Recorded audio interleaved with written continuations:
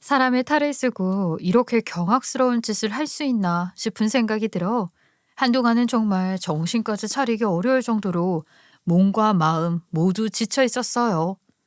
이런 사람들을 그 긴 시간 내내 믿고 의지하면서 버텨왔던 제가 너무 바보같이 느껴지고 제 어리석음에 꾸짖음도 많이 하면서 지냈습니다. 물론 사람이 작정을 하고 속이려 드는데 무슨 재주로 그걸 파악하고 간파하나 싶긴 하지만 그래도 저는 전혀 이상함을 느끼지 못했었으니까요. 가족들에게도 친구들에게도 그 누구에게도 말을 하지 못하고 속으로만 끙끙 앓고 삼켜야만 했던 그날의 이야기를 허심탄회하게 한번 털어보려 합니다. 그렇게라도 하지 않으면 제가 소가리를 하다가 화병이라도 앓을 것 같거든요. 그럼 지금부터 제 이야기를 시작해 보도록 하겠습니다. 제 남편은 말입니다. 딱 보기에도 비리비리한 것이 상당히 몸이 약한 사람이었어요. 뭐 체질이 원래 그렇다고 하는데 피부도 창백할 만큼 하얀 사람이었고 몸도 상당히 마른 축에 속하고 살이 잘 찌지 않는 타입이었죠. 그만큼 어릴 때나 다 커서 저와 결혼을 한 뒤에 잔병치레 많이 했고요. 계절이 바뀔 때쯤이면 항상 알레르기를 달고 살았던 사람이었어요. 그런 남자가 뭐가 좋아서 결혼을 했냐고 하면 할 말은 없지만 연애할 때에도 보호 본능을 일으키는 사람이라 제가 옆에서 지켜주고 싶다는 생각을 했었던 것 같아요. 병수발을 들면서 뿌듯함을 느끼거나 그런 건 아니었지만 제가 옆에 없으면 이 사람 더 많이 앓고 더 많이 힘들어할 것 같다는 생각을 했다고 할까요? 뭐 당연히 남편이 자주 아프기도 했고 딱 보기에도 힘 하나 못 쓸 것 같이 생겼으니까 저희 집에서는 결혼을 하겠다고 했을 때 반대를 하고 드셨어요.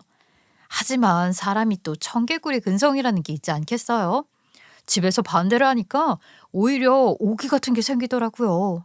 저는 잔병치레가 많은 남편이 뭐 큰 병을 앓는 것도 아니니까 옆에서 지켜주고 보필하고 싶다고 박박 우기면서 결혼을 감행하게 되었어요. 아, 우리가 뭐 많은 걸 바란 것도 아니고 사지 멀쩡하고 건강한 사람 만나서 오래오래 벽에 똥칠할 때까지 살으라고 하는 건데 그게 그리 어렵니? 아, 그이 사지 멀쩡하고 그래봐야 남들보다 조금 심하게 감기 걸리고 하는 게 전부인데 평생 오래오래 함께 할 거니까 그런 걱정은 하지 말라니까요. 아, 그리고 세상에 감기 한 번 안 걸리고 사는 사람이 어디 있겠어요. 다른 사람 만나도 똑같아요. 아무리 그래도 그렇지. 아, 네가 고생을 제대로 안 해봐서 모르는 거지? 결혼하고 나서 고생길이 열리기 뻔히 보이는데 지금 그런 짓을 하겠다는 거야? 답답하, 답답하. 세상 천지 이렇게 부모 말 안 듣고 엇나가려고 작정한 인간은 처음 봤다. 우리가 하는 말이 다 피가 되고 살이 되는 거야, 이거 사. 아, 제가 결혼하고 싶은 사람이랑 결혼하겠다고 하는데 엄마가 왜 자꾸 반대를 하려고 하는지 이해가 안 가서 그래요. 평생 함께하고 싶은 사람이라고요. 친정 부모님께서 반대 의견을 비추셨지만 저는 박박 우기면서까지 결혼을 감행하고 싶었어요.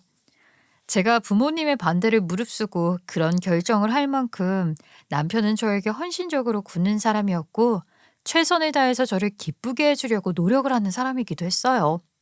내가 하자고 하는 일에 단 한 번도 싫다는 말을 한 적이 없을 정도로 저에게 순응하고 제 말에 귀를 기울여주는 사람이기도 했고요. 남편의 집안은 대단히도 가부장적인 집안이었고 남아 선호 사상이 상당히 심하게 뿌리박혀 있는 상태이기도 했어요. 외동아들이었던 남편에게 거는 기대가 정말 어마어마해서 하늘을 찌를 정도로 심했거든요. 하지만 남편은 몸이 어릴 때부터 상당히 약했기에 병가를 내야 하는 일도 많았고요. 학업에 집중할 수 없는 상태에 있을 때가 많이 있었대요. 노력을 한 만큼 성적이 나오지도 않았고 열이 쉽게 올라 학교를 빠지기 일쑤였으니까 수업 진도를 제대로 따라가기도 어려운 상태라 학업을 제대로 이어가지 못했던 거죠. 그래서 시부모님께서는 늘 걱정이 많았고 우리 아들 장가나 갈 수 있으려나 하는 생각을 수도 없이 하셨다고 해요. 어떤 여자가 하루 종일 골골거리는 남자를 만나서 결혼까지 할 생각을 하겠냐. 뭐 그런 마음이 있으셨던 것이겠죠. 그래서 제가 남편과 결혼을 하겠다고 시댁에 인사를 드리러 갔을 때 시부모님께서는 더 볼 것도 없다고 단박에 결혼을 승낙해 주셨었어요. 게다가 연애를 하는 기간이 짧지도 않았고 연애 기간 동안 제가 옆에서 착실하게 남편을 보살피는 모습을 봐왔기 때문에 더 안심하셨을지도 모르겠어요. 시댁에서는 좋다고 하시고 저희 집에서는 반대를 하는 상황에서 제가 밀어붙여서 상견례 자리를 마련하게 되었어요. 양가가 같이 모여 결혼 이야기도 나누고 화기애애해도 모자랄 판에 저희 부모님께서는 비실비실한 남편을 보고 불편한 기색을 꽤 보이셨지요. 저희 부모님이 웃지도 않으시고 쌀쌀맞게 구셨음에도 불구하고 가부장적이고 남자가 하늘인 줄 아는 시댁에서는 아무 말도 못하셨어요. 본인 권위가 최고라고 생각을 하며 사시던 시아버지께서도 저희 친정 부모님 앞에서는 아주 절절매시더라고요. 아무래도 제가 아니면 남편이 진짜로 장가를 못 갈 것 같다고 생각을 하신 건지 뭔지 시부모님 입장에서는 저를 절대로 놓치고 싶지 않으셨나 봐요. 저 애들끼리 서로 좋다고 하니 얼마나 기쁜 일입니까? 저희 집안에 귀한 따님을 보내주셔서 정말로 감사드립니다. 결혼이라는 게 집안과 집안이 만나는 거 아니겠습니까? 사돈분들 인상을 보니 너무 좋으셔서 제 마음에 있던 짐이 한순간에 사라지는 기분입니다. 솔직히 말을 해서 저희는 결혼을 하라고 허락을 한 적은 없습니다만 저희 딸이 천지구분을 못해서 이런 자리를 만들었습니다. 전 아직도 걱정이 앞서는군요. 사위 걱정이 아주 많이 된다는 말입니다. 몸도 비실비실하고 어디 이런 사람이 내 딸을 지켜주겠습니까? 우리 딸이 좋다고 하니 이 자리에 나오긴 했습니다만. 친정아버지께서는 솔직하게 말씀을 하시자 시부모님께서도 몹시 당황한 듯 보였지만 기분이 충분히 나쁠 만한 상황에서 아무런 말도 못하고 허허 하시며 웃으시더라고요. 저도 그런 자리에서 대놓고 마음에 안 든다는 티를 내는 아버지의 행동에 당황스럽고 불편했지만 일단은 참아야만 했죠. 저도 같은 생각이에요. 거기다가 아직 30대도 되지 않은 20대 후반인데 왜 저리 빨리 시집을 가려고 하는지 몇 년 동안 부모 품 안에 있다가 가면 좋으련만. 친정엄마까지 아버지의 말에 보태서 결혼을 더 늦게 했으면 좋겠다는 의사를 비추자 제가 어떻게 해야 할지 좌불안석 몸이 들썩들썩 난리가 나더라고요. 저희 집안에서 그런 말을 하니까 충분히 시부모님께서 기분 상해하시고 무례하다 생각할 수 있겠지만 그럼에도 불구하고 절절매시더라고요. 그래도 이 자리에 나와서 허락을 해주신 점 너무나도 감사합니다. 우리 아들이 잔병치레는 많았을지 몰라도요. 큰 병에 걸린 적은 단 한 번도 없어요. 너무 걱정이 앞서서 속앓이 하지 마셔요. 저희도 내내 건강관리에 힘을 쓰고 있으니까요. 머리까지 조아릴 듯이 이야기를 하시는데 제가 다 화끈거리면서 민망할 정도더라고요. 저희 부모님께서도 시댁에서 저 자세로 나오니까 제가 시집살이를 당할 일은 없겠구나 싶어서 결국에는 제 뜻대로 결혼을 허락해 주셨어요. 어찌 보면 반대로 시작한 결혼이긴 했지만 남편과 살림을 차리고 난 이후에 꽤 행복한 결혼 생활을 하게 되었어요. 저희 남편이 평소에 기관지가 상당히 약한 편이었는데 감기라도 걸리는 날에는 폐렴으로까지 번지지 않을까 하루 종일 옆에서 지켜보고 간병을 해야 했어요. 열이 오르기 시작하면 또 얼마나 심각한 수준으로 오르는지 사람 얼굴이 벌겋게 익은 게 보일 정도로 열이 오르곤 했어요. 남편은 뭐 늘 저에게 괜찮다, 괜찮다 하면서 저를 달래곤 했지만 저는 또 아픈 남편의 얼굴을 보는 게 정말로 가슴이 너무나도 아리곤 했죠. 그래도 한 가지 철없게도 좋았던 점은 남편을 간병하면서 남편과 함께 보내는 그 시간조차도 참 좋았었다는 것이었어요. 저희 남편이 원래 직장 생활을 했었는데 아무래도 자주 아프고 병가를 내거나 연차를 쓰고 병원에 가야 할 일이 많아지니까 직장 생활하는데 눈치가 보였다고 하더라고요. 저를 만나기 이전에 직장 생활을 정리했고 저랑 연애를 하면서 본인 사업을 하나 시작하면서 돈을 벌고 있었어요. 물론 수입이 고정적이거나 직장 생활하는 것만큼 안정적이진 못했지만 그래도 남편의 사업은 꾸준히 찾아주는 사람들이 있어서 꽤 괜찮았어요. 직장 생활을 할 때와 비교를 하면 남들 눈치 볼 필요도 없고 혼자 1인 사업을 하고 있었기 때문에 오히려 마음이 더 편해서 일의 능률이 오른다고 하더라고요. 남편은 동남아에서 가지고 온 라탄으로 만든 물건을 인터넷 쇼핑몰에서 판매를 하면서 수익을 만들어내고 있었어요. 라탄 물건이 어느 날부터 인테리어 소품으로 유행하기 시작하면서 남편 사업 또한 매출이 많이 오르고 성장을 하게 되었어요. 저는 고정 수입이 필요하다는 생각 때문에 회사를 다니고 있었는데 일을 그만두게 되는 사건이 일어나게 되었죠. 남편이 혼자 1인 사업을 하다 보니까 사무실을 따로 얹지 않고 집에서 재택근무를 하고 있었거든요. 남편의 기관지가 많이 약하다 보니까 천식 같은 것도 있었고요. 일단 선천적으로다가 폐 쪽이 많이 약하게 태어났다고 하더라고요. 거기다가 어릴 때 수영을 하다가 물에 빠지면서 죽을 뻔한 적이 있었는데 그때 또 폐 쪽에 물이 차게 되면서 폐가 더 약해졌다고 했어요. 그래서 폐렴도 자주 걸리게 되었고 절대로 담배같이 기관지에 나쁘다는 것은 입에도 대지 않는 사람이었죠.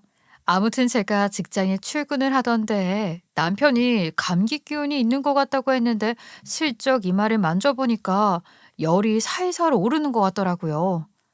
아휴, 어떡하지? 내가 오늘 하루 쉬겠다고 말을 하면 좋은데 연차도 없고 오늘은 꼭 회사에 출근을 해서 일을 봐야 하는 날이라 가봐야 할 것 같은데. 아이, 이렇게 열이 오르는 게 한두 번도 아니고 괜찮으니까 신경 쓰지 말고 얼른 회사 출근해. 나도 오전 중에 일을 좀 보고 오후에는 쉬면 되니까 걱정하지 말고. 무슨 일 생기면 나한테 전화하는 거 까먹지 말고 회의 중이어도 무조건 받을 테니까 꼭 연락해. 저는 남편에게 신신당부를 하고 출근을 하게 되었는데 그날 하필이면 집에서 남편이 쓰러지게 되는 일이 발생하게 된 것이었어요. 회사에서 일을 하고 있는데 남편이 감감무소식이길래 점심은 먹었나 싶어서 전화를 했는데 받지를 않더라고요. 순간 불안한 마음이 들어서 계속해서 전화를 해봤음에도 계속해서 전화를 받을 수 없다는 멘트만 나오고 있었어요. 저는 어쩔 수 없이 시부모님께 연락을 했고 제 말에 들은 시부모님께서 서둘러 저희 신혼집으로 갔다가 집에서 쓰러진 남편을 발견하게 된 것입니다. 남편은 결국 응급실에 실려가게 되었고 폐렴 증상이 심각하게 보여서 입원을 해야만 했어요. 어머님, 아버님, 그이는 괜찮대요? 병원에 입원까지 해야 할 정도로 증상이 심각하진 않았었는데 죄송해요. 제가 더 잘 봤어야 했는데. 아니다. 무슨 그런 말을 하고 그러니. 우리가 너한테 얼마나 고마운 줄 모른다. 네가 전화를 하지 않았으면 모르고 넘어갔을 거 아니니. 오후 늦게 발견하게 되었으면 그건 그거대로 문제가 됐을 게 뻔한데. 정말 고맙다. 우리 아들 목숨 살린 거나 마찬가지야. 저는 그때 참 많은 고민을 했어요. 남편의 사업이 꽤 잘 풀리고 있었던 도중이었기 때문에 더 많은 생각이 저를 지배하고 있었지요. 결국에는 제가 회사를 그만두고 남편의 사업을 돕는 것이 우리 부부에게는 훨씬 더 좋은 일일 거라는 생각이 들었어요. 제가 회사에서 버는 만큼 남편의 사업장에서 돈을 더 벌 수는 없을지 모르겠지만 그래도 남편 옆에서 하루 종일 있을 수 있고 일적인 부분에서도 자유로웠으니까요. 제가 일을 그만두겠다고 했을 때 시부모님께서는 더 볼 것도 없이 찬성을 하셨지만 당연히 저희 부모님께서는 반대를 하셨어요. 그렇게 되면 고정 수입도 사라지게 되는 건데 너네 부부 정말 괜찮은 거니? 사업이라는 게 잘 되다가도 한순간에 와르르 무너지게 되는 건데 말이야. 지금이야 유행 타는 물건이라서 수입이 많을지 몰라도 나중 일은 어떻게 될지 모르는데 그냥 회사에 붙어있는 게 좋지 않겠어? 물론 멀리 내다보면 사업이 어떻게 될지 몰라 불안하긴 하지만 그래도 그이랑 저랑 아이를 가지고 싶은 계획도 있고 임신 준비 중이기도 하고요. 어차피 육아를 하려면 직장 생활하기 어렵고 불편할 텐데 지금부터 사업 키우는 것도 좋을 것 같고요. 임신 준비 중에 있다고? 아휴, 하긴 요즘은 육아휴직 내는 것도 엄청나게 눈치를 준다고 하더라. 뭐 그렇게 생각해보면 직장 그만두는 것도 나쁘진 않지. 잘 생각해서 결정하도록 해. 우리야 하루빨리 손주가 보고 싶은 사람들이지만 친정 부모님을 설득하는 것 중 임신만큼 좋은 방법도 없더라고요. 저희 부모님께서는 예전부터 아기라고 하면 껌뻑 죽으셨었거든요. 항상 손주 타령을 하셨기에 저는 임신 이야기를 일부러 꺼냈고 결국에 친정 부모님께서는 마음대로 하라고 이야기를 하셨어요. 그 말은즉슨 찬성이나 다름없다는 뜻 아니겠어요? 저는 바로 사직서를 내고 오래 다닌 회사를 퇴직하게 되었어요. 퇴직금을 수령하자마자 저는 남편이랑 같이 그 돈을 들고 동남아로 여행을 가게 되었어요. 라탄 물건을 직접 보고 새로운 디자인의 라탄 공예 상품을 들여올 준비를 하는 게 좋을 것 같다는 생각이 들었거든요. 이제는 남편 혼자서 운영을 하는 쇼핑몰이 아니라 저와 함께 의견을 맞대서 운영을 하기로 했기에 서로 괜찮은 상품을 더 들여오자고 의기투합을 했거든요. 남편과 저랑은 직접 발로 뛰면서 물건들을 더 들여오기 시작했고 그 결과 정말로 좋은 반응이 찾아오고 저희의 사업은 한층 더 뛰었어요. 아무래도 남편이랑 저랑 워낙 사이도 좋고 하다 보니까 사업을 하면서 의견이 부딪힐 일이 거의 없기도 했고요. 제가 또 인테리어 쪽에 관심도 많았었기 때문에 유행을 따라가는 것에 있어서 전혀 모자람도 없었고요. 매출이 늘어나니까 남편이 벌어오는 돈으로 저희 부부가 생활하기에는 부족함이 없었어요. 하지만 매출이 늘어서 신나 있었던 저희 부부와는 달리 시댁에서도 친정에서도 저희에게 하루빨리 아이를 가지라는 잔소리를 하기 시작하셨어요. 아니, 너 직장 그만둔 이유가 아이 가지기 위해서라고 하지 않았냐? 어찌 된 게 몇 개월 지나도 깜깜무소식이야. 너희가 나이가 많은 것도 아닌데 임신이라는 게 하늘이 점쳐주는 거라 하지만 그래도 서로 몸 관리하면서 준비를 해야 하지 않겠어? 친정에서도 제가 아이를 가지겠다고 말을 하고 회사를 그만둔 지 시간이 흘렀는데 소식이 없자 불안해하셨고요. 시댁은 더했죠. 둘 다 이제 나이가 30대로 접어들던 시기였기 때문에 더 늦어지면 안 되는 거 아니냐고 대놓고 닥달은 못하셔도 은근히 눈치는 주셨거든요. 저랑 남편이 부모님들을 속이려고 했던 것은 아니었고요. 사실 저희 부부는 임신을 하려고 꽤 많은 노력을 했어요.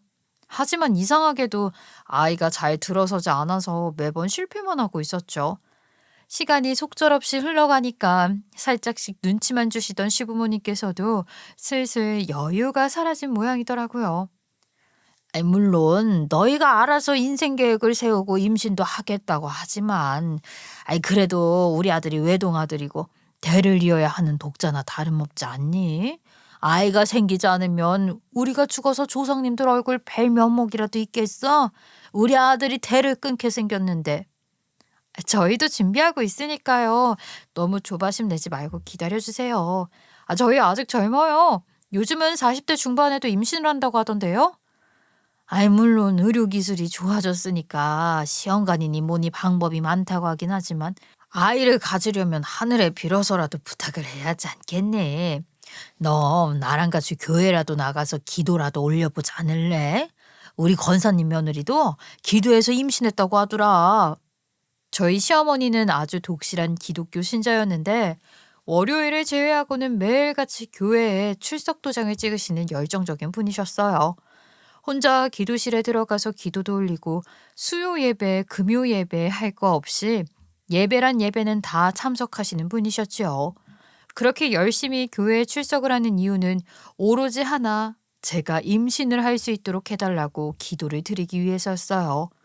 저는 무교였던지라 그런 기도가 무슨 소용이 있나 싶었지만 시어머니에게 티를 내거나 하진 않았죠. 한 해 두 해 시간이 속절없이 흘러가고 결혼 3년 차가 되었을 때 시댁에서는 슬슬 저에게 모든 탓을 돌리기 시작했어요.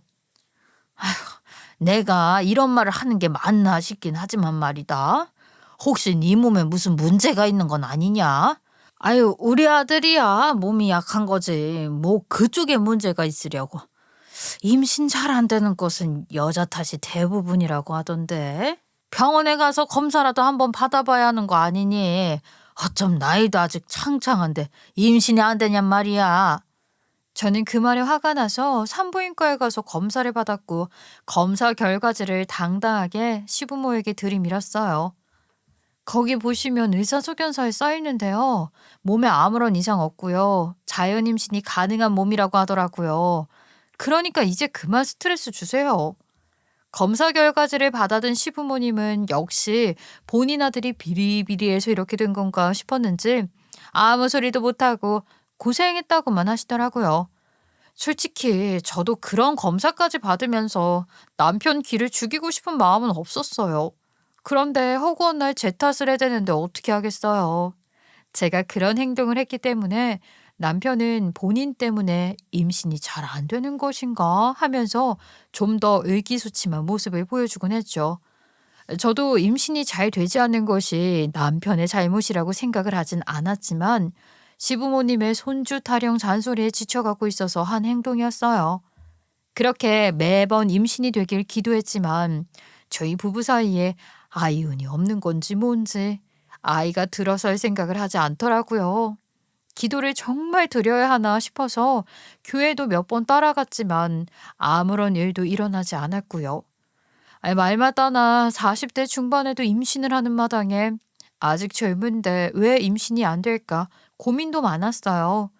임신에 대한 고민이 길어지던 어느 날 우리 남편에게 아주 큰 일이 생기게 되었어요.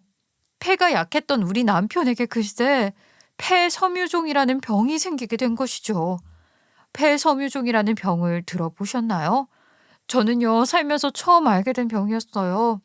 폐 쪽에 만성 염증 세포들이 침투를 하면서 폐를 딱딱하게 만드는 병이었는데 원래 폐가 약했었던 남편은 초기 증상을 전혀 알아채지 못했던 것이었어요.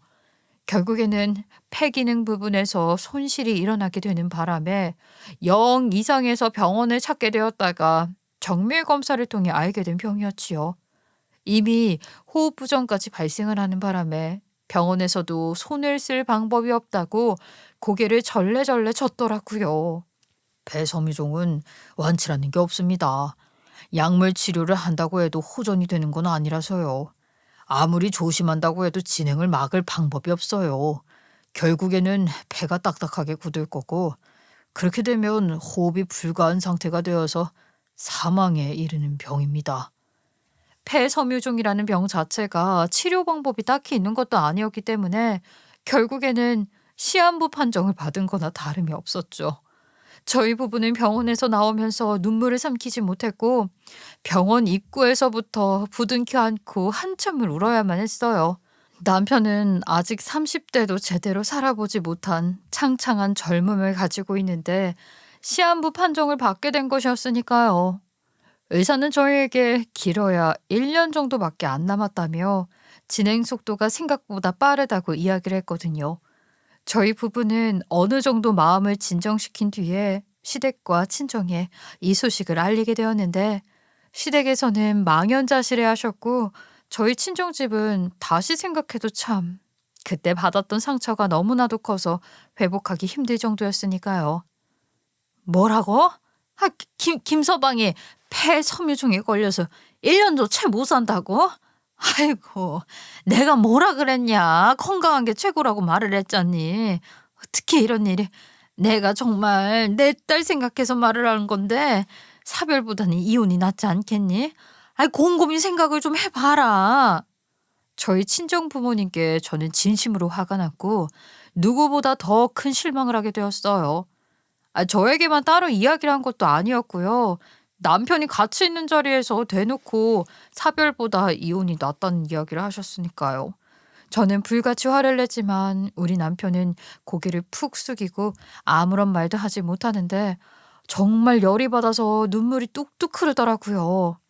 엄마, 어떻게 시한부 판정을 받은 사람 앞에서 사별보다 이혼이 낫다는 이야기를 할 수가 있어. 나한테만 따로 이야기를 해도 어이가 없는데 지금 시한부 판정 받은 사위한테 대놓고 그런 이야기하는 이유가 뭐야? 엄마지만 정말 너무한 거 아니야? 얘, 내가 뭐 못할 소리 했어? 당연한 거 아니니? 사별이라는 게 얼마나 지독한 꼬리표인데 네가 몰라서 그래. 내 딸 생각해서 어미로서 말을 하는데 뭐? 나는 아무리 그래도 내 딸이 가장 피해를 안 보는 방법에 대해서 말을 했을 뿐이다. 사별보다야 이혼이 낫지. 애초에 저런 비실비실한 놈이랑 결혼을 했을 때 알아봤어야 했다. 내 속이 부글부글 끓어서 원. 우리 딸만 남겨놓고 눈 감으면 자네 마음이 편하겠어? 딸 가진 부모의 걱정이라고 생각을 하고 하루빨리 이혼 서류에 도장이라도 찍어주게 해. 친정 부모님의 그런 태도에 큰 실망을 한 것과 더불어 시댁에서도 갑자기 태세를 바꾸기 시작했어요. 아니, 우리 아들이 1년밖에 못 살게 됐는데 당연히 그 안에 자식은 보고 가야 하지 않겠니? 지금부터 부지런하게 아이만 생각하고 움직여라. 아이를 낳아야 해. 요즘 정자를 냉동해서 보관하는 방법도 있다고 하던데 내가 알아보니까 그 비용만 지불하면 죽을 때까지 보관도 된다고 하더라. 한번 올려두자. 아우, 무조건 아들을 낳아야 하니까 그래야 우리가 나중에 조상님께 큰절도 올릴 수 있는 거야. 기회가 얼마 없다고 생각하고 아들부터 얼른 낳아라. 그때부터 정말 말도 안 되는 잔소리에 요구가 시작이 되었는데 제가 오죽하면 전화기 벨소리에 트라우마까지 생겼다니까요. 허구 어느 날 전화에서는 이상한 소리를 하시는 시모 덕분에 저는 아직도 휴대폰 벨소리를 무음으로 해두고 다녀요.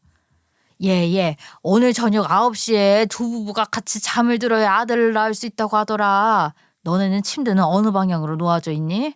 양기가 가득한 방향이어야 한다더라. 아니, 어머님, 어디서 말도 안 되는 미신을 끌고 와서는 저한테 그런 걸 요구하세요. 네? 세상 어느 부모가 자식들에게 그런 걸 요구하시냐고요. 게다가 어머님은 기독교 아니셨어요? 저런 건 전부 다 미신인데 하나님 믿으시는 분이 왜 이러세요? 예, 며느라. 지금 우리 아들이 대를 끊고 죽게 생겼는데 그게 다 무슨 소용이야. 마음으로 하나님 믿으면 됐지. 점쟁이 말이 틀린 거 하나 없다. 너무나도 당황스러웠지만 남편은 이미 죽음을 앞둔 사람처럼 의욕이 전혀 없었어요. 저희 친정집에서는 당연히 아이를 가지는 것을 반대하셨죠. 이혼을 하라고 하는 마당에 무슨 임신을 좋아하시겠어요? 너 진짜 엄마 속 뒤집어 엎으려고 환장했어? 너 생각이 있니 없니? 시한부 판정받은 인간의 아이를 낳겠다고? 어? 언제 어떻게 될지 모르는데 그럼 애는 혼자 키우겠다는 소리야? 아직 너 젊은데 아이까지 데리고 무슨 재혼이 가능하겠어? 절대로 안 돼. 임신에 임자도 꺼내지 마줘. 알았어? 양가에서 요구하는 부분들이 이렇게 서로 다르니까 대체 어느 장단에 맞춰야 할지 스트레스가 쌓이더라고요. 거기다가 남편까지 다 죽어가는 마당에 제가 뭘 더 신경 쓸 수 있겠어요? 그냥 양가 전화를 다 차단해버리고 남편과 함께 좋은 추억을 쌓기로 했어요. 저희 부부가 임신에 대한 소리를 꺼내지 않고 감감무소식이자 시댁에서는 정말 난리가 났죠. 아니 이번에는 또 어딜 다녀온 게야. 하루빨리 아이를 가져도 모자랄 판에 어딜 그렇게 싸돌아다니고 있어. 제발 아이를 가지란 말이야. 어머니, 제발 그만 좀 하세요. 제가 죽기 전에 내 와이프랑 좋은 추억 쌓고 가겠다고 하는데 왜 자꾸 전화를 해서 임신 이야기를 하며 스트레스 주시냐고요. 아버지께서 요구를 하신 대로 정자도 얼려놓았잖아요. 전 죽어도 그런 짓 하기 싫었다고요. 아니 그게 왜 싫어? 물론 네가 네 자식을 볼 수 있으면 좋겠지만 혹시 모를 상황에 대비해서 얼려두자고 한 게 뭐가 그게 그렇게 문제라고 그래. 수치스럽다고요. 죽어도 싫다고요. 제가 없이 혼자 살아가야 할 와이프한테 아이라는 짐덩어리를 짊어지게 하고 싶지 않다고요. 우리 아이는 무슨 죄예요? 태어났는데 한부모 가정이면 얼마나 슬프고 외롭겠냐고요. 제발 생각이라는 걸 좀 하세요. 저는 남편이 시부모의 등살에 못 이겨 정자를 얼려놓았다는 사실을 이미 알고 있었어요. 남편은 그렇게 배가 굳어가는 와중에도 사업에서는 손을 놓지 않았고 안정화 작업을 거친 뒤 모든 것을 다 제 명의로 바꿔주었어요. 홀로 남겨질 저를 위해 제가 혼자 사업을 이끌어 가야 할 때 필요한 모든 정보들을 하나하나 알려주면서 본인의 발자취를 정리하기 시작했어요. 정말 하루하루가 소중하다 느껴질 만큼 남편과 애틋한 시간을 보냈고 저희 부부는 마르지 않는 눈물을 계속해서 흘렸어요. 정말 눈이 깜빡할 사이에 8개월이라는 시간이 흘러버렸고 결국 남편의 증상은 점점 심해져서 호흡이 불가능한 상태까지 이르렀어요. 제가 걱정할까 봐, 또 눈물을 흘릴까 봐 아픈 것도 꾹 참아냈던 남편이 산소호흡기에 생명을 유지하다가 하늘의 별이 되었죠. 저는 정말 너무나도 힘들었고 그날을 떠올리면 아직까지도 가슴이 저릿하게 조여오는 것 같아요. 하루 종일 아무것도 먹지 못하고 속까지 울렁거리면서 머리가 어질어질 너무나도 힘들었거든요. 장례를 치르는 내내 울기만 울었지 물 한 잔도 제대로 못 마실 정도로 물 냄새만 맡아도 비릿한 것이 느껴질 정도로 힘들었어요. 예, 아휴, 결국에는 끝까지 옆을 지키다 떠났으니까 너도 네 돌이 탄 거나 마찬가지야. 이제 그만 친정으로 들어와서 같이 살자. 아유, 언제까지 사위의 자취가 묻어있는 집에서 혼자 지낼 수는 없지 않겠니?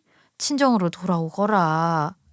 저는 몸이 너무나도 좋지 않아서 그렇게 하겠다고 대답을 했는데 장례가 끝난 뒤에도 자꾸 미열이 오르고 밥 냄새만 맡아도 역함이 올라오는 게 이상하다 싶었어요. 저는 혹시나 하는 마음에 임신 테스트기를 했고 두 줄이 선명하게 그려진 테스트기를 보고 놀라움을 넘어 한편으로는 경악스러움까지 생기게 되었죠. 남편이 하늘나라로 떠났는데 제 뱃속에 남편의 씨앗이 들어있다는 게 정말 믿어지지 않는 사실이었어요. 바로 산부인과를 찾아가서 초음파를 보니까 임신한 지 11주가 되었다는 것이었어요. 당연히 이 소식을 바로 시댁과 친정에 알렸더니 시댁에서는 눈물을 줄줄 흘리면서 저를 부둥켜 안고 경사가 났다며 잔치를 벌여야 한다고 하셨어요. 아이고, 임신을 했으니까 그 축하 파티라도 열어야 하지 않겠니? 우리 아들이 마지막에 한 건 해내고 가는구나. 이제는 아이만 잘 지켜내면 되는 거야. 장하다 우리 며느리. 너 뭐 먹고 싶은 건 없니? 아이고, 입덧이 심하다고 했지? 아이고, 진짜 내가 뭐부터 해줘야 될지 뭘 해줘야 하려나. 그와 반대로 당연히 친정에서는 정색을 하시면서 저에게 미친 거 아니냐고 말하시더라고요. 뭐가 어째? 임신을 했다고? 야, 너 정말 미친 거 아니니? 아직 얼마 안 됐으니까 없애자. 아이고, 기집애야, 없애야 네 인생에도 훨씬 도움이 되는 일이라는 걸 몰라서 그래? 덜컥 애를 낳겠다고 하면 어쩌자는 거야. 김서방도 이미 하늘나라로 떠났는데 자꾸 이렇게 답답하게 굴 거야? 아이 낳으면 2번 다시는 우리 얼굴 볼 생각하지 마라 너. 무슨 일이 생겨도 도움이 필요해도 절대로 도와주지 않을 거야 이 기집애. 차라리 가족 간의 인연을 끊고 살아. 저는 당연히 친정으로 갈 수가 없었고 혼자 남편과 살았던 집에서 임신 기간을 보내며 남편에게서 받은 사업을 꾸준히 유지하고 있었어요. 그렇게 10달을 뱃속에 고이 품고 있었던 아이가 태어났는데 딸을 낳게 되었죠. 시댁에서는 당연히 임신 기간 내내 아들 타령을 하셨었는데 딸을 낳았다고 하니까 실망을 하셨지만 유일하게 남편이 남기고 간 핏줄이라 아껴주셨어요. 제가 혼자 살면서 아이를 키우고 일까지 하려고 하니까 몸이 10개라도 부족하더라고요. 거기다가 전세 기간이 끝나는 바람에 새로운 전셋집도 구해야만 했고요. 집주인이 직접 들어와서 살겠다고 집을 비워달라고 하는데 계약 연장을 할 수가 없었거든요. 집도 못 알아보고 일에 치이고 육아에 치여서 지쳐있을 때 시댁에서 저에게 손을 내밀어 주셨어요. 아니, 만약 우리 며느리에게 좋은 사람이 생겨서 떠난다고 하면 우리가 말릴 생각은 없다. 대신 우리 손녀딸 크는 모습은 좀 지켜볼 수 있게 해주겠니? 친구들이 그렇게 손주 키우는 게 재밌다고 하더라. 너도 일을 하니까 애를 봐줄 사람이 있었으면 좋지 않겠어? 친정에서는 제가 출산을 한 이후에 정말로 연락을 끊어버리셨기 때문에 저는 시댁으로 들어가서 살기로 마음을 먹었어요. 시댁으로 합가를 한 이후 아이를 전적으로 돌봐주셨기 때문에 저는 남편이 남기고 간 사업에 집중을 할 수 있게 되었어요. 그렇게 한 해, 2해가 흐르고 이제 사별한 지 10년 차가 되고 아이가 9살이 되었어요.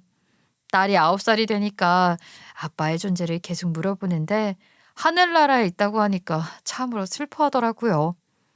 나도 아빠가 있었으면 좋겠어. 민지는 아빠가 놀이공원도 데려가주고 고민형도 사줬다고 하더라. 너무너무 부러웠어. 근데 나는 왜 아빠가 없어? 다른 친구들은 태권도 학원이 끝나면 아빠가 데리러 오는데 나만 맨날 할머니 할아버지가 와. 친구들이 솔직히 놀리기도 하고 아빠 없다고. 그렇게 말을 하니까 제 가슴이 문드러지는 것 같더라고요. 그러던 어느 날 시어머니가 갑자기 저를 부르시더니 뜬금없이 저보고 몇 살이냐고 물어보시더라고요. 갑자기 제 나이는 왜 물어보세요?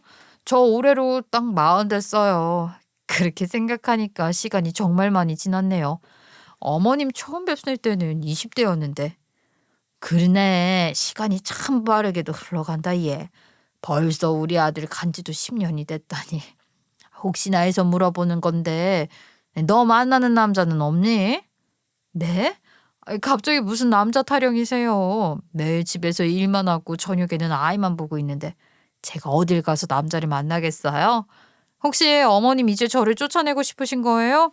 에휴, 그러면 뭐 어디 괜찮은 남자 하나 소개시켜 주세요. 저도 10년을 같이 지내면서 넉살이 많이 들어서 시어머니에게 너스레를 떨었죠. 얘, 내가 너를 쫓아내고 싶어서 이런 말을 하겠니? 그냥 네가 애를 키우면서 혼자 너무 고생하는 것 같아서 말이다. 거기다가 요즘 우리 손녀가 자꾸 아빠 타령을 하는데 양아버지라도 있는 게 좋지 않을까 싶은 생각이 들어서. 아직 네 나이도 젊지 않니? 충분히 재혼해서 둘째도 낳고 그렇게 살 수 있지 않겠어? 나 한번 믿고 내가 소개시켜주는 남자 한번 만나라도 봐. 결혼까지 하면 더 좋고. 아유, 어머님, 저 정말로 쫓아내고 싶으셨던 거예요? 갑자기 결혼은 왜요?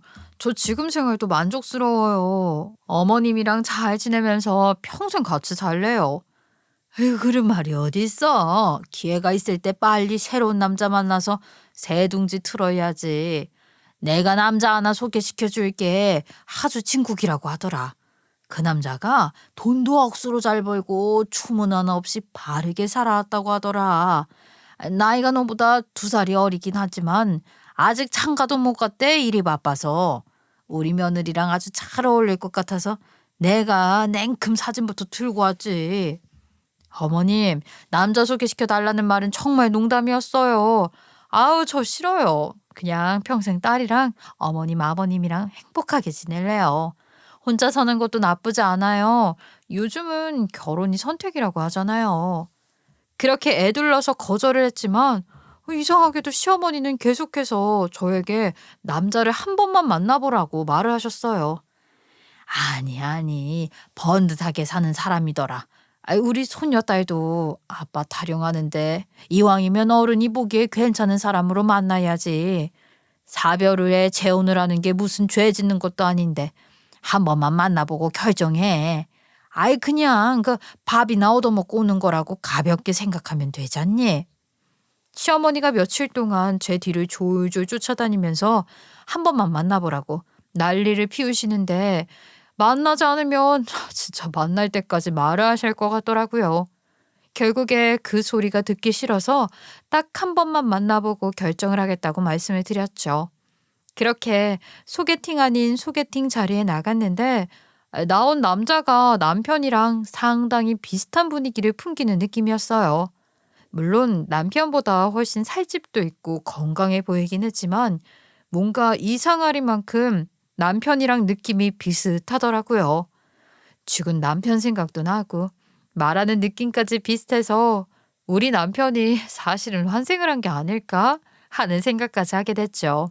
제가 그 남자와 밥을 먹고 시댁으로 돌아가자 시어머니가 현관 입구까지 마중을 나와서는 코치코치 캐묻더라고요.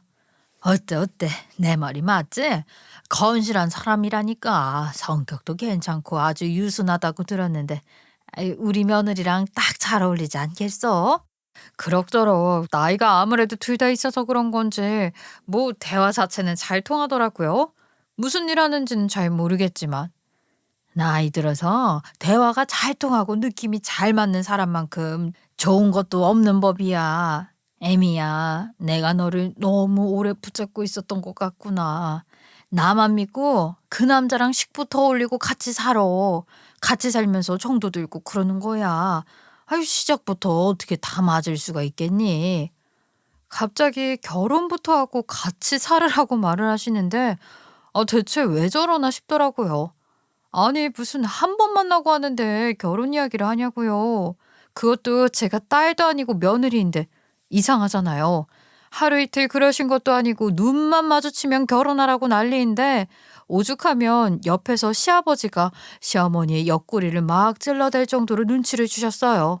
처음에는 그냥 웃으면서 왜 저러지 하고 말았는데 시간이 지나면 지날수록 이상한 느낌이 들더라고요. 굳이 지금도 아이와 함께 사업하면서 잘 살고 있는데 자꾸만 남자가 없으면 안 되는 것처럼 결혼을 하라고 하시니까요. 제가 대꾸를 안 하고 무시를 하면 귀에다 대고 말을 하시는데 진짜 돌겠더라고요. 그 남자 있잖아. 그 연봉이 얼만지 들었니? 재산도 아주 두둑하게 모았다고 하더라. 이제 손녀딸이 더 크면 돈 들어갈 일도 많을 텐데 결혼해서 가정 꾸리는 게 중요한 거지. 어머님, 제가 알아서 할게요. 이제 그만 좀 하세요. 저 여태까지 10년이란 세월 혼자 애 키우면서 잘 살아왔거든요. 남자 없으면 죽는 것도 아닌데. 내가 너무 아까워서 그래. 우리 며느리가 독수공방 10년째 하고 있는 게 말이다. 아무튼 그 남자가 딱이야. 꼭 그 남자랑 결혼해. 지치지 않고 몰아붙이는 시어머니가 어느 날부턴가 수상하기 시작하더라고요. 자꾸만 결혼 이야기를 하는 것에 의문이 들었던 저는 일부러 외부에 일이 있어서 나간다는 거짓말을 하고 시댁에 녹음기를 설치해두고 집 밖을 나섰어요. 거실 소파에 하나, 현관 근처에 하나, 항상 시아버지와 시어머니가 소파에 앉아서 이야기를 하셨고 밖에 나가기 전에 현관 앞에서 대화를 하셨거든요. 집이 크지 않아서 그쪽에 설치를 해두면 웬만한 소리를 작게라도 녹음이 될 거라 생각했고요. 아무튼 하루 종일 밖에 있다가 집에 들어가니까 저녁 먹으라면서 시어머니가 상을 차리고 있더라고요. 네, 알겠어요 하고는 몰래 거실에 설치를 해뒀던 녹음기와 현관 앞에 있던 녹음기를 회수해서 방에다 가져다 놨죠. 아무렇지도 않게 같이 저녁 먹으면서 실없는 이야기도 하고 아이랑 같이 씻고 잘 준비를 하러 들어가서 녹음기를 틀어봤죠. 그런데 저는 정말 세상에 이런 일이 있을 수 있는 건가 싶어서 경악에 경악을 금치 못했어요. 그림을 딱 상상해 보니까 거실 소파에 앉아서 시어머니랑 시아버지가 대화를 하고 있었던 것 같더라고요. 아주 선명하게 그들의 목소리가 녹음이 되어 있는데 정말 기가 막혀서 원. 계획대로 잘 되고 있어? 아이, 하루빨리 손자를 봐야 대가 안 끊길 거 아니야.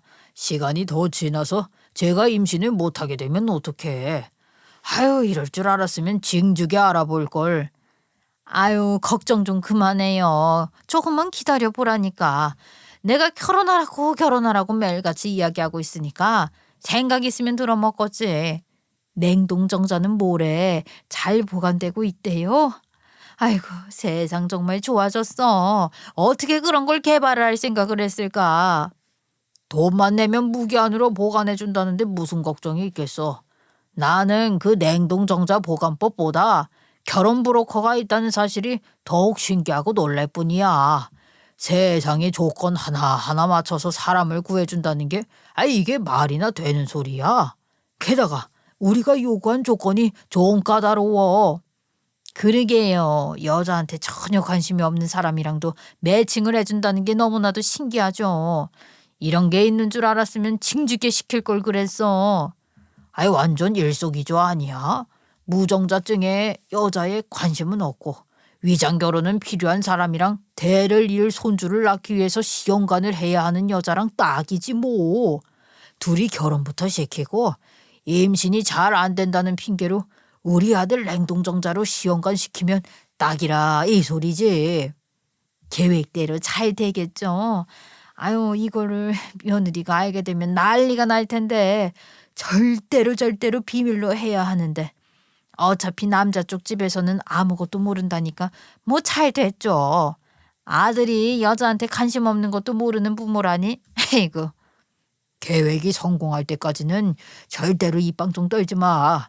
적당히 임신만 하고 나면 우리가 나서서 다 터트리고 이혼시키면 돼. 오갈 곳 없는 며느리가 어딜 가겠어. 우리 집으로 들어와야지. 그럼 우리는 우리 손주 보면서 행복하게 노후를 즐기면 된다니까.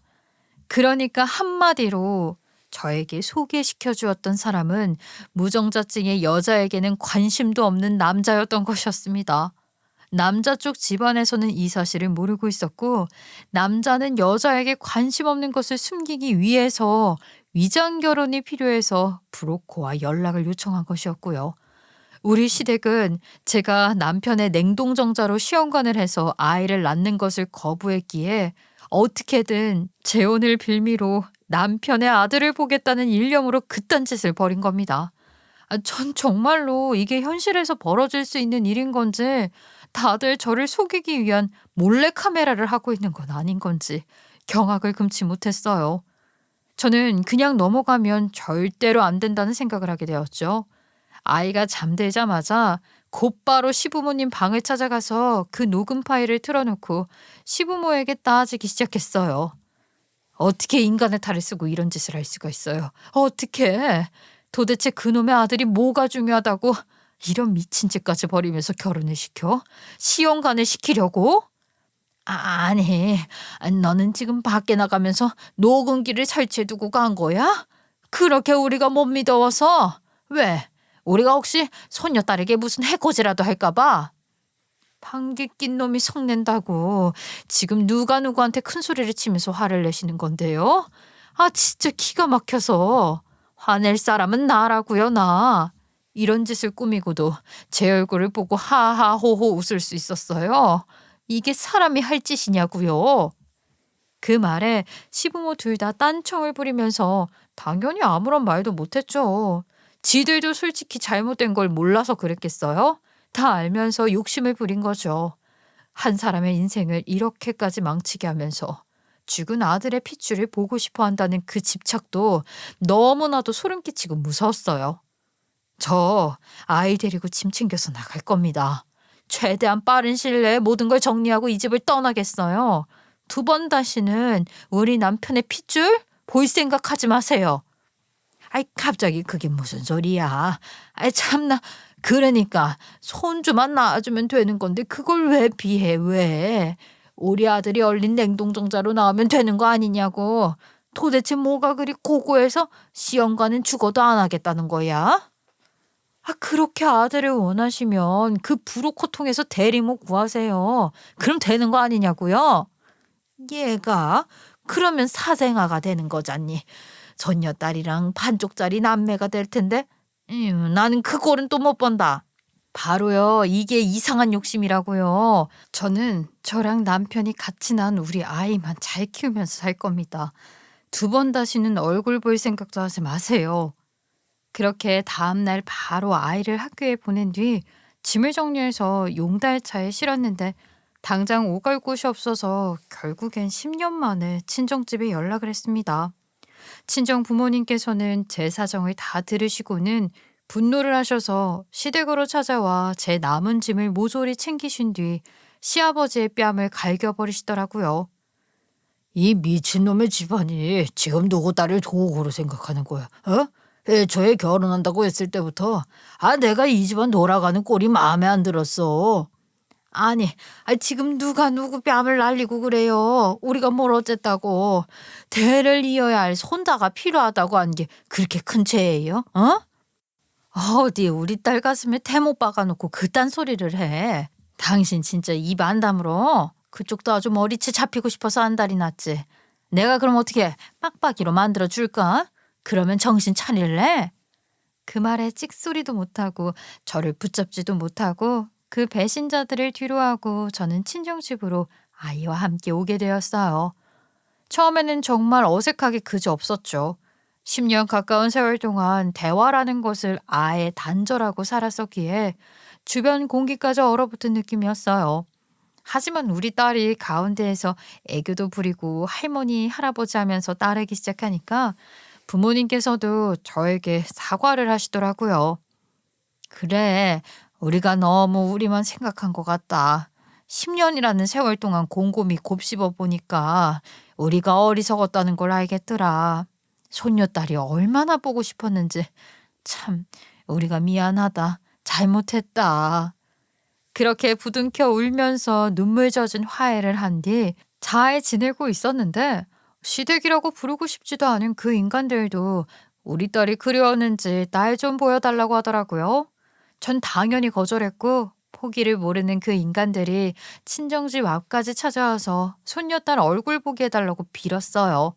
저는 절대로 보여주지 않았고 그때마다 부모님께서 물을 퍼붓고 소금을 뿌리면서 그들을 쫓아냈어요. 지금은 열심히 남편이 물려준 사업도 잘하고 있고요.